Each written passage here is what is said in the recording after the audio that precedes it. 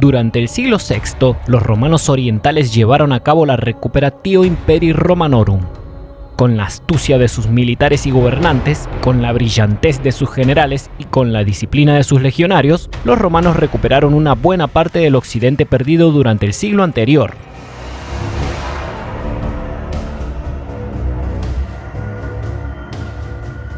Una hazaña sin precedentes. Sin embargo, la alegría y la gloria de los romanos se vieron ensombrecidos por una cadena de acontecimientos terribles que repentinamente empezaron a afectar a su imperio. En el año 610, Heraclio, quien era el exarca de Cartago, fue proclamado como emperador romano en Constantinopla tras derrotar al anterior gobernante, Focas, que tenía tantos enemigos que simplemente no podía luchar contra la rebelión.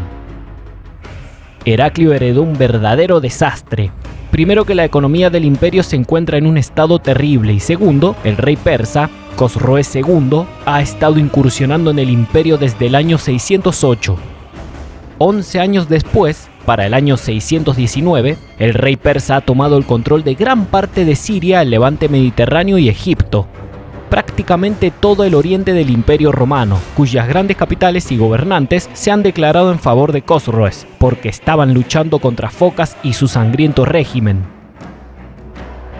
Desde el año 515, Cosroes ha estado incursionando en la mismísima Anatolia y sus tropas llegaron hasta Constantinopla, que está a salvo de cualquier ejército, pero no se puede decir lo mismo de las demás aldeas y ciudades anatólicas.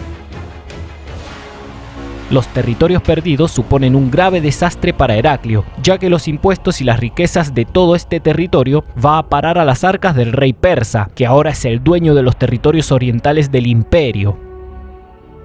Frente a este nuevo desastre, Heraclio se ve forzado no solo a aumentar los impuestos, sino también a recortar todo tipo de gasto público, todo lo innecesario, porque ahora que no hay suficiente territorio como para sostenerlo, este tipo de política se vuelve inviable.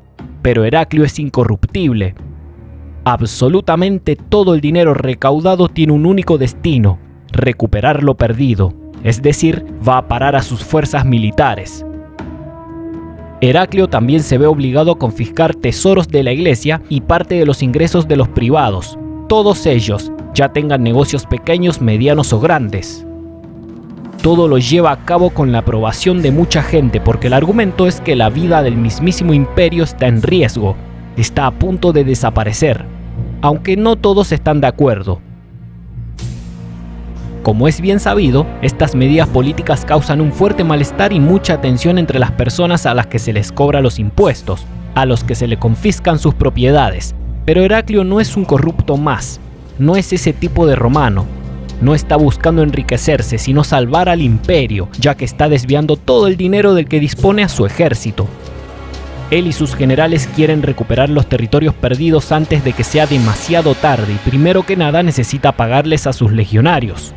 También recluta una gran cantidad de nuevos soldados con la promesa de que nunca les faltará el pago. A cambio, tienen que ayudar a recuperar los territorios perdidos. No todos, pero la gran mayoría de la población romana apoya a Heraclio, incluso la iglesia, que si bien el emperador le confiscó grandes riquezas y bienes, los eclesiásticos están totalmente a favor de recuperar lo perdido, porque ven en Cosroes a un enemigo que intenta terminar con la civilización romana. Cosroes, para no perder los territorios recientemente obtenidos, implementa una política de tolerancia total y absoluta, tanto en lo religioso como en lo económico. Solo les dice que serán protectorados suyos y que serán territorios autónomos, a cambio de ser leales a él y no a Constantinopla. Pero frente al rey persa, ha ascendido un emperador soldado.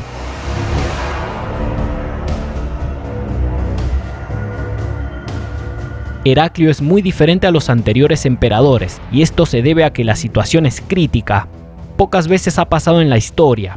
Es un emperador incluso diferente a Justiniano, un verdadero emperador militar. Dejando a su hijo, Heraclio Constantino, como su representante en Constantinopla, que a su vez está a cargo del patriarca Sergio y de un patricio llamado Bono, en el año 622, Heraclio comienza su campaña más importante.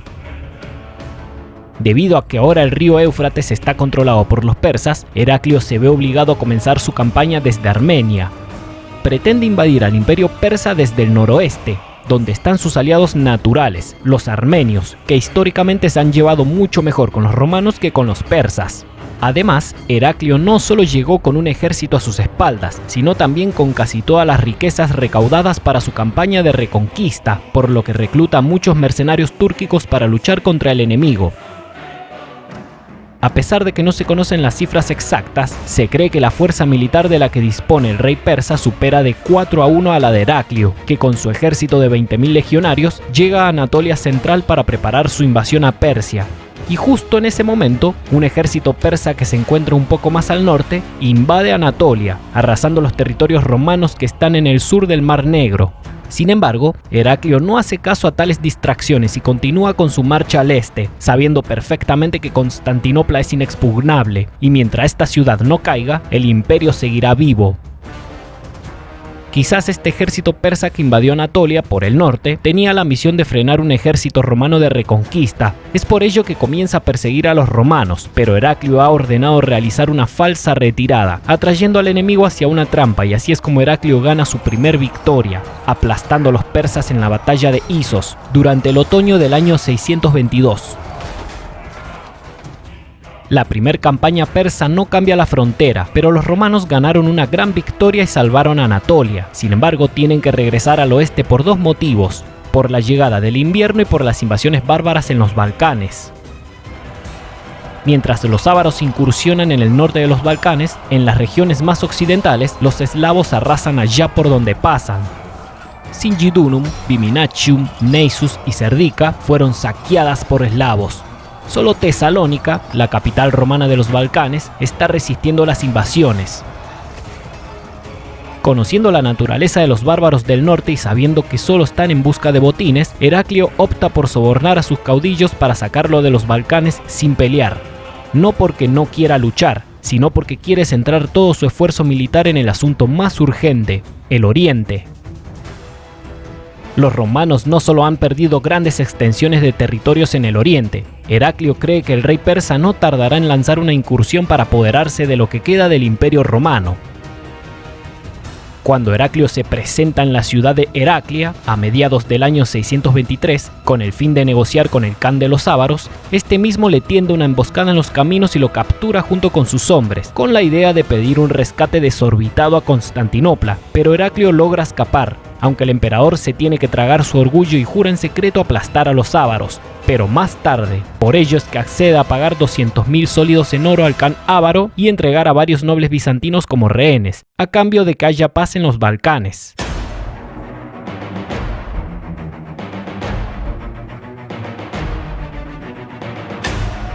Ahora el emperador y general romano tiene la posibilidad de volver a la campaña contra los persas, una que empieza durante la primavera del 624. Su idea es formar otra alianza con los bárbaros túrquicos, enemigos de Persia, para llevar a cabo una invasión simultánea en dos frentes. Los espías de Heraclio también descubren que Cosroes se encuentra en el templo de Tajte Suleimán, supervisando el entrenamiento de un ejército recientemente reclutado, quizás para usarlo defensivamente o tal vez para invadir Anatolia. Sea cual sea la verdadera razón, Heraclio quiere enfrentar a Cosroes en batalla. Quiere hacerle pagar por la traición y por todo el territorio oriental que le sacó al imperio. La invasión de Heraclio es inesperada para el rey persa, quien envía una fuerza auxiliar contra el ejército del emperador para entretenerlo y darle tiempo para prepararse para la guerra.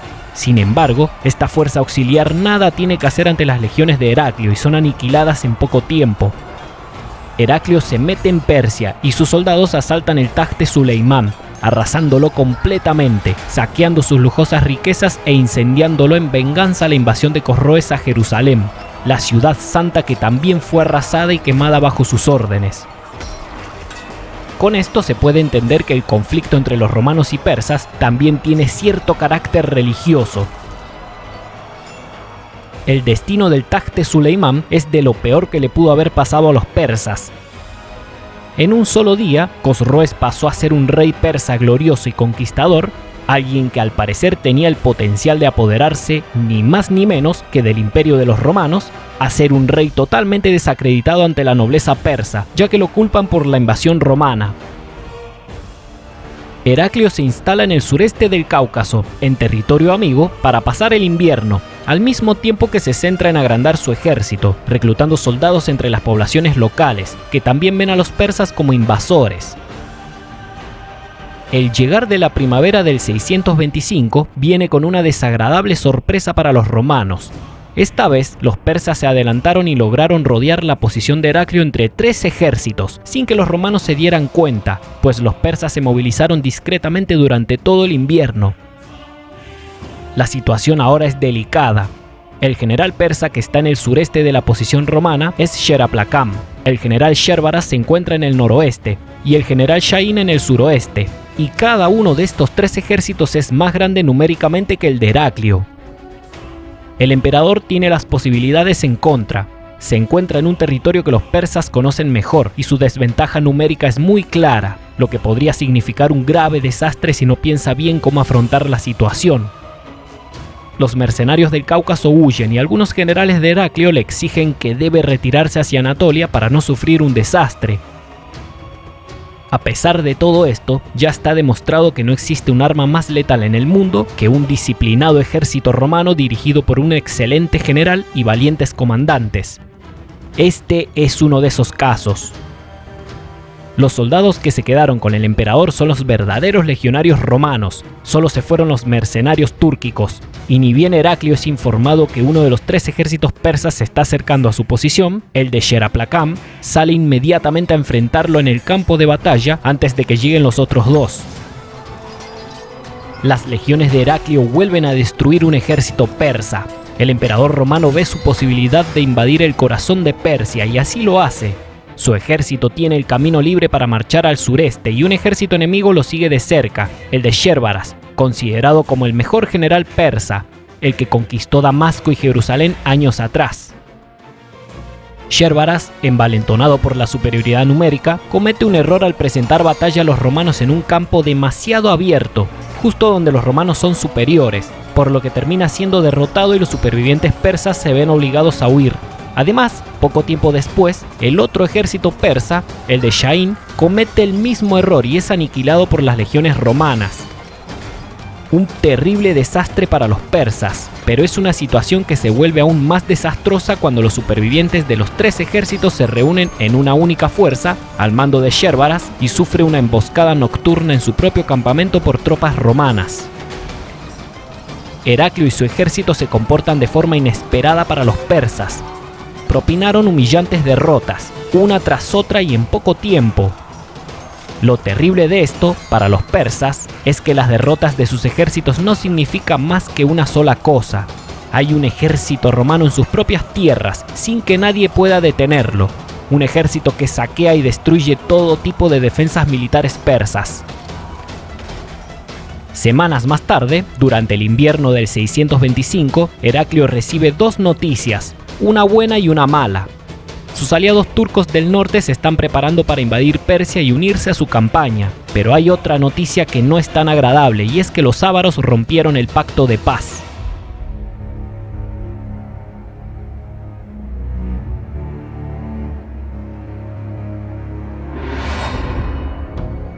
La información asegura que los ávaros están reuniendo un ejército gigantesco y eso solo puede significar una cosa. No se trata de una simple incursión de rapiña y saqueo, sino de marchar para conquistar Constantinopla. Los mensajeros del oeste instan a Heraclio a volver al occidente para defender la capital, pues le dicen que los ávaros no están solos, sino que se han aliado a los persas y a grandes tribus eslavas con el único objetivo de apoderarse de la ciudad más espectacular, gloriosa y rica del mundo.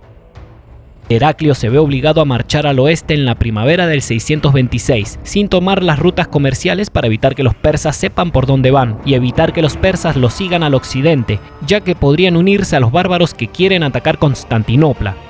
Sin embargo, esto es justamente lo que sucede. Renovado y reorganizado, el ejército persa de Sherbaras marcha al oeste, pero no a Constantinopla para sitiarla, sino para castigar a Heraclio y se desata la batalla del río Sarus, en abril del 626, en la que vuelve a sufrir otra aplastante derrota, aunque esta vez Sherbaras ordena un repliegue antes de que sea demasiado tarde. En Anatolia, Heraclio se enfrenta a un dilema. No sabe si marchar a Constantinopla para defenderla de los bárbaros o volver a Persia para terminar lo que empezó hace años. recuperar los territorios orientales del imperio y, si es posible, conquistar nuevos territorios persas. El emperador confía en que las defensas de Constantinopla son impenetrables y por ello envía un pequeño contingente a la capital mientras él se queda con el ejército en el oriente.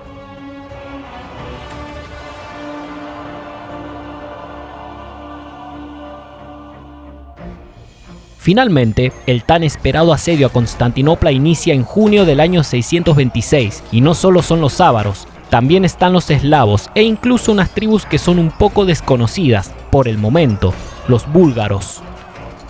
Mientras tanto, tropas persas dirigidas por Sherbaraz consiguen evadir al ejército de Heraclio y atravesar toda Anatolia para unirse al asedio, aunque la flota romana impide la cohesión entre los sitiadores. Impide que los persas puedan unirse a los bárbaros occidentales. A pesar de los intentos, Constantinopla está en un nivel más allá de un asedio convencional, sin importar el tamaño del ejército sitiador. No será fácil conquistarla. De hecho, será imposible durante cientos de años. Solo la artillería pesada del futuro la hará caer, pero en el siglo VII no existe esa tecnología militar y tras varias semanas de combates muy duros, los bárbaros y los persas se repliegan de la ciudad invicta, la Segunda Roma.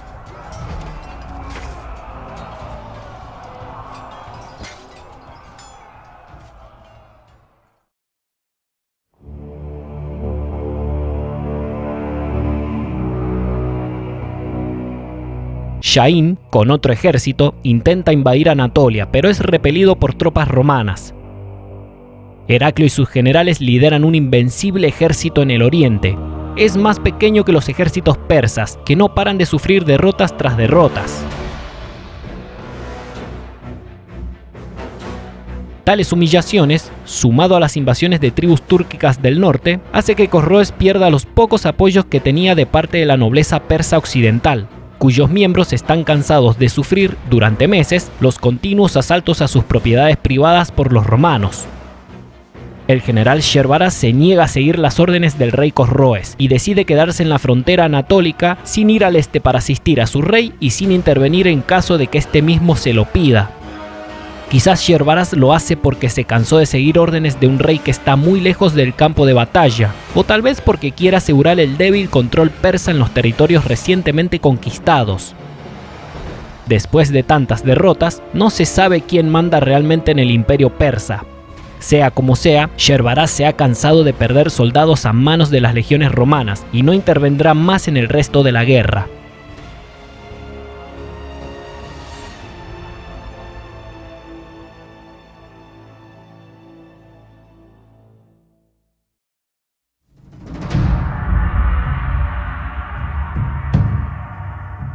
La cuarta y última campaña persa de Heraclio empieza en el año 627. Ahora, los persas sasánidas, entre la espada y la pared, ven que ha llegado el momento de solicitar la paz, aunque ésta sea desfavorable. Saben que no pueden derrotar a Heraclio, y mucho menos ahora que su ejército está reducido a causa de tantas derrotas. También saben que los ávaros y los eslavos se están retirando de los Balcanes, algo que además le permite a Heraclio recibir refuerzos militares desde Occidente. Como si esto no fuera suficiente, las tribus túrquicas están incursionando en el norte del imperio persa. La Transcaucasia, el lugar que servía como frontera natural entre Persia y los bárbaros del norte, está totalmente dominado por bizantinos y túrquicos, que se repartieron el territorio con la fortaleza de Tiflis marcando el límite.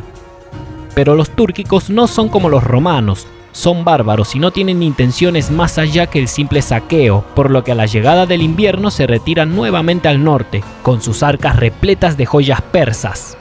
Mientras tanto, en los últimos meses, los sasánidas estuvieron reorganizando un potente ejército con el fin de eliminar definitivamente la amenaza romana, y su general es Rasades.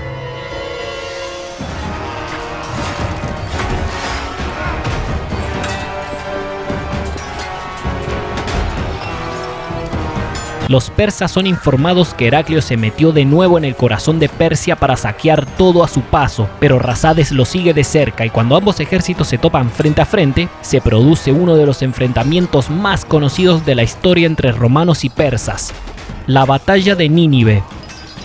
Otro gran desastre para los persas, pues el ejército persa de 12.000 soldados, si bien valiente, queda reducido a la mitad porque los romanos son invencibles en campo abierto. Además, el general Rasades terminó muerto. Las legiones de Heraclio, expertas y veteranas, lograron atraer a los persas a terreno llano con una falsa retirada, y allí los aniquilaron. Este desastre desata el pánico en el corazón y en la mente de Cosroe II, el rey sasánida. Con la caída del ejército de Rasades, solo las guarniciones auxiliares y sus guardias personales lo separan de las legiones de Heraclio, por lo que huye rápidamente a Ctesifonte. Desesperado, Corroes ordena la ejecución de los nobles desleales y le ordena a sus hombres que busquen todo tipo de recursos en los pueblos cercanos para prepararse lo mejor posible para un asedio romano. El avance de las legiones de Heraclio hacia el sur es brutal, causa graves estragos en toda Persia occidental. Campos arrasados, ciudades saqueadas, pueblos quemados y las propiedades de los ricos nobles persas son capturadas.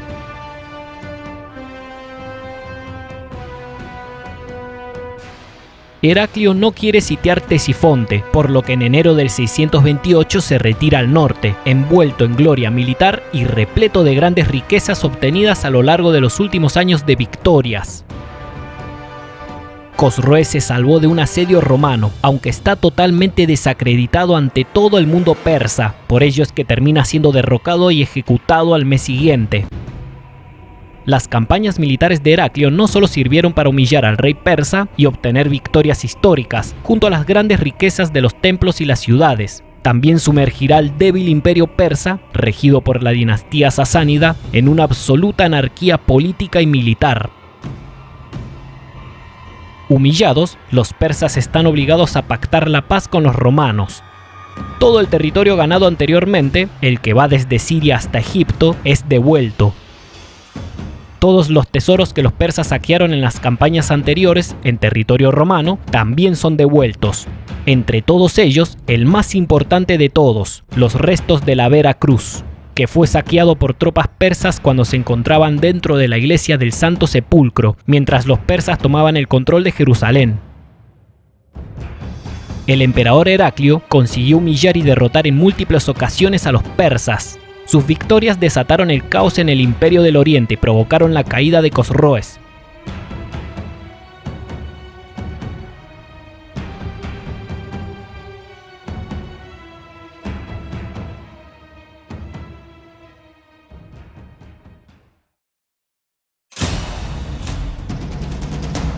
En el año 629, el Imperio Romano de Oriente es restaurado. Fue la última guerra entre los romanos orientales y los persas sasánidas. Muchos la consideran como la primer gran cruzada, una venganza de los romanos cristianos, no solo por los territorios robados por Cosroes, sino también por haber destruido los símbolos cristianos de Tierra Santa. Aunque no habrá mucho tiempo para descansar y recuperarse de tantas batallas, puesto a que una nueva amenaza se acerca rápidamente y no son los brutales bárbaros del norte. Es una amenaza que se aproxima a gran velocidad desde el sur, de la península arábiga.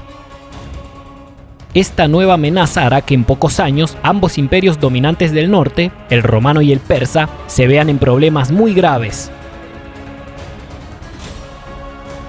Es una nueva amenaza en forma de un gigantesco ejército, quizás el más grande de la época. Es un nuevo enemigo que quizás para los romanos y los persas son bárbaros, pero no son como los bárbaros del norte. Este nuevo enemigo trae consigo otro tipo de cultura y no cree en dioses antiguos. Este nuevo enemigo cree en un único Dios todopoderoso, igual que los cristianos y los judíos.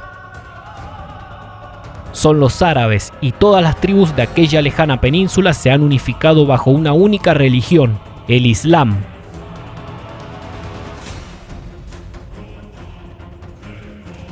La guerra romano-persa fue solo la antesala de la verdadera guerra a gran escala que se verá durante el siglo VII.